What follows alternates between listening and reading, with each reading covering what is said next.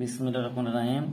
আমরা একটা ব্যারিং এর গিরিজের কি পরিমাণ গিরিজ দিতে হয় তার জন্য আমরা এখানে ডিসকাস করা আছে। এটা একটা ব্যারিং, এই ব্যারিং এর এখান থেকে উপরের মাথা পর্যন্ত ব্যারিং এর হচ্ছে ব্যারিং এর আউটসাইড ডায়ামিটার, অর্থাৎ এই ব্যারিং এখান থেকে উপর পর্যন্ত টোটাল আউটসাইড ডায়ামিটার সেটা ডি দ্বারা প্রকাশ করছি, তা হচ্ছে আপনার 160 মিলিমিটার। এখন ব্যারিং এর এই পয়েন্ট থেকে এই পয়েন্ট অর্থাৎ ব্যারিং এর প্রস্থ অর্থাৎ ব্যারিং এর উইথ হচ্ছে সমান আমরা 37 মিলিমিটার, তা আমরা বি দিয়ে প্রকাশ করাচ্ছি।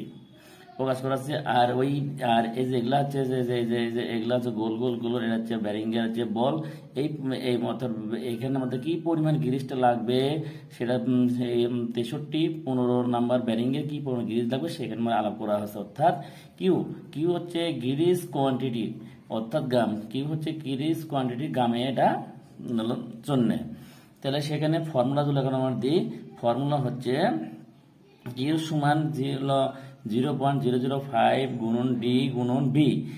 এই 0.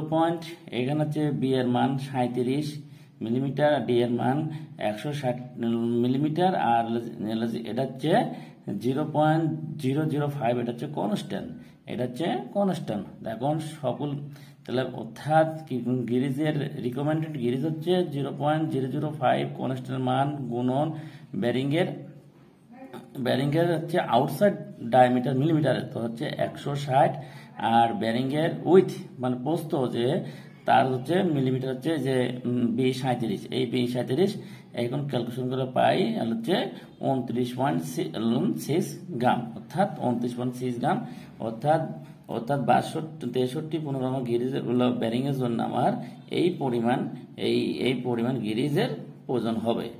আল্লাহ হাফেজ।